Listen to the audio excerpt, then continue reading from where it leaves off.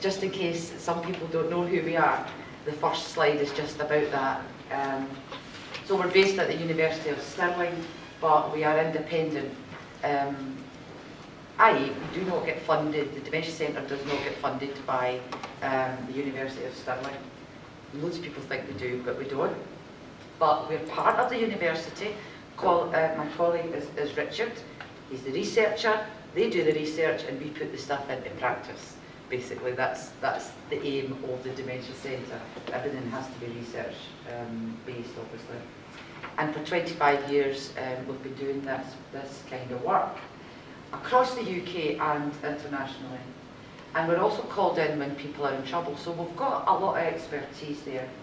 And the teams are mostly people from a practice background, and family carers as well are on the team. And so that we can engage with people, not just the carers, people with dementia, but those who supply the services as well. Now, the Dementia Centre chose to get involved in the work of Stirling, not just because we're actually based there, that's our headquarters, but because we'd already been doing work for a number of years. We had the Forth Valley project. I wasn't involved in that, so please don't ask me any questions about it. But I know that there is stuff out there that we can send you if you are interested in that. That was about 6 or 7 years ago, the Forth Valley project, just before I went to work there. And it was looking at how do the hospitals, how do social services, how do they all in these services, how do they engage with people in the community, and what are the people in the community needing from that. So it started quite early on there, so we thought, right, we'll get up and running and work with other people and see what was happening in other places as well. So you can go onto the website, the Dementia Centre's website, and you can get a lot of information about the dementia-friendly communities work that we're doing. So that's the reason that that slide is there. That's what it looks like when you go on there. And the first steps that we had to take was we had to outline our aims.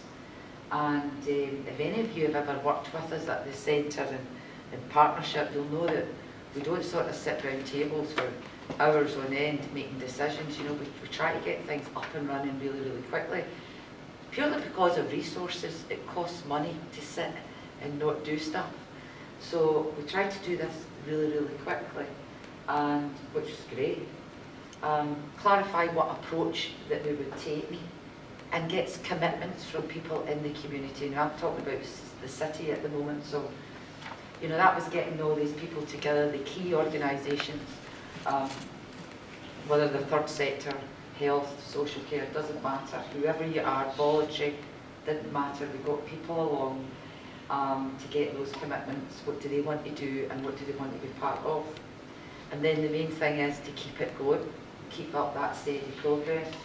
So then we had to very, very quickly from that organise events. So it wasn't just get the people along and say, right, what do you want to do? It was a case of making it happen very quickly. And obviously looking at all the background research. So as somebody says, you know, look at what Richard has said it many times, you look at what's already there. I think Anne said it when Anna was speaking back to our table. You look at what's already there, what people want. So we've done quite a bit of that in the city. And then we had to really look at our fundamental principles as well. So we'll put that on a few slides there for you. But it's not just something that you say, oh, we're a dementia-friendly city and sign it off. It's something you work at all the time and keep it going. And it's a continuum, basically, and that's what that's all about. And it's not about, you know, ticking boxes and saying, oh, my staff's had training and we're all dementia aware. It's what are you going to do with that as well. So it's following that through. And the core aims for Stirling. Well, it's quite clear there that was quite a tricky one, you know, what do we want to achieve here? And we all know that we would love a cure for the dementias, but we're never going to get that for a long time. So it's making the best of what we've got and being committed to do that, and making it all happen as a community as well. So it was really difficult to be quite honest, it was really difficult to get a lot of people to agree. Oh, things will get better really quickly. It doesn't happen like that. It takes a long time. And as it says there, the carers, well, they have enough to cope with. So it's making things that'll help them in the here and now, and no saying that people, in a few years' time things are going to be great. People need that help here and now. So that's why we're trying to do things pretty quickly as well. But the commitments was fantastic, getting these people along, and you can go on and see, you click on the wee bit down at the right hand corner, and then you'll see the people that spoke and says what they would be committed to do, which is great, and keeping that going. The progress to date, so we've had numerous consultations with people with dementia and their carers, and in a lot of different ways as well. So inviting them up to the centre, but not just sending out an email. I mean, a bit of work goes into inviting people up, because you have to be careful of the time of day. How do they get there? Are you going to put transport on for them? Tea, coffee, cake, whatever. And support those people when they get there. So you do have to put a bit of careful thought into that. And go out to the community yourself as well. So we've been doing that and going to carers groups. We've set up a steering group now for Stirling. And Clacks, now I know there's Stirling Council, I don't come from that area, but it's Stirling Council, and then there's Clacks, and there's Falkirk. So what we've done, we've got a steering group of people from all of those areas, because they all use the services in the city at some point, if that makes sense, hopefully. We've had around 200,000 funding. This is the Dementia Centre, 200,000 funding from various sources over the past 2.5 years. So with that, you know, apart from doing the consultations, etc., and what goes into that, the specialist education sessions with statutory staff have been extremely important. And support with the families has been immense, and this gentleman here mentioned like first aid kit. So the support, the education and training that we do for families involves all of the community services in the same room with the families, and that project, we'll be doing that for 3 years, and it was Comic Relief that funded that one. So we want that one to keep going. That's extremely important, because that, although we've done it in Stirling, we've actually done it across Scotland and right into the rural communities. And it's amazing when you're actually involved in a project like that, because you've got the family carer sitting there who could be a granddaughter at the age of 14, or it could be a wife at the age of 95, and then everything in between. So the ages that you're working with is extremely important as well. So that's fantastic. We also done a newsletter for people in Stirling with mixed success, you know. How do you get that newsletter out to people? Are they actually reading it? And I want to ask the researchers, and how do we measure if that's worthwhile using, you know, valuable resources to do a newsletter? So that's a tricky one now. The work that we've done over the past few years in Stirling has been with school pupils. Now that's high school, that allows sixth formers to go into maybe their local community hospital and volunteer, or carer organisations, friendship groups, etc. So we've been doing that. The other end of the scale with schools is we went into some primary schools and given the elephant book to some of the headmasters and headmistresses there for their libraries. Thousands of those books have went out into the schools in Stirling. So they have this wee book called the Elephant Book in their library. The emergency services, we are working very hard with them just now. Fantastic people. They want to do a really good job with older people in the community and with people with dementia. So quite hard though, because of the jobs that they do, it's hard to get meetings, it's hard to get them in for training, so you really need to be extremely flexible to work with the emergency services, which we are. And we're doing dementia awareness training to fire officers who go into people's homes, the ones that give you advice about what you should have to make your house fires, fire safe, etc. The ambulance staff, we're doing the training programs with them at all levels. So they've already got some dementia champions. So we'll take the dementia champions and give them tools to actually go out there and keep changing the communities that they work in and get things better in their area of work. And the police will be doing some training with them as well. Prison staff, we're working with them, which is very challenging for the staff, because some of the people that they are looking after are obviously older now, and there is dementia in the prisons.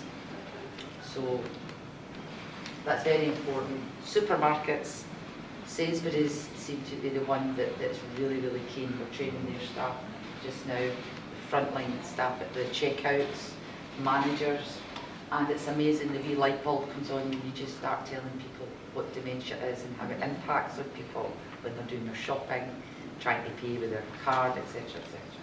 Family carers and high street shops, we're just starting to do that work. Further progress is the mapping that we're doing. We're drafting a how-to guidance, etc. Now, the bit I really just want to jump to, because I've only got a few minutes left, is what happened yesterday. We had another consultation yesterday with a group of people. There was 45 in the room, and all of them were carers with a person with dementia. So it was half and half, the audience, all using the services in the city of Stirling. This is what is still happening, lack of knowledge about dementia in their community. So we've got such a long way to go. A lot of them says that the bank staff could be better. And you're very, very frank, by the way, this is their words, not mine. The bank staff could be better when they talk to you. They make it very confusing, things like that. The stigma attached to dementia, some of them still don't want to leave their houses. They'll go to the local church and that's about it. Lack of public awareness. GP practices, I thought this was very interesting, are too big and too confusing, and the GPs don't know their patients because they've got too many patients, and that's something that we need to address. I think that's really important. They don't know where to go for advice. It's still happening. Shockingly, I think, because I've been hearing that for years. And out of the 45, I think this is an interesting point, one person had a link worker, and you could actually feel the atmosphere in the room, because the other 44 were looking at this poor couple thinking, why have you got a link worker and I've not? We did find out, and the gentleman who had a link worker, who has a link worker, has only been diagnosed 6 months ago. But then the lady in the front row, with her husband, who got diagnosed a year and a half ago, says, but I want somebody now. I didn't need somebody after 6 months. I needed a link worker. I need that now. So I think there's a lot of things in there for us, Richard, and I can give you all this stuff. I've just pulled some of this out for today. I mean, a lot of you in this room will have heard this before, and I'm a carer for my mum myself. I do have a life, I'm very, very lucky, but some people do not have a life of their own. That's how they feel, and that's their words. They don't know their rights or their legal issues. Now, I worked in a community as a nurse, I worked in a hospital as a nurse, and we had to know that to help our patients understand what their rights were. So something's just not working right if these people are still saying, no, nobody tells us. Respite care in Stirling, sadly, is not readily available, and people were in tears talking about that yesterday. and daycare has been taken away by the council. And that has such an impact on this community. So I had a great time with these people yesterday. It was fantastic, and we laughed, and there was the tears as well. But they know what we're doing, and it's keeping them involved and asking them what they need. I'll not go through all these, but this is what they want. And it's stuff that we're doing, and we're getting there. But the one that I'm dying to do is the pop-up charity shop.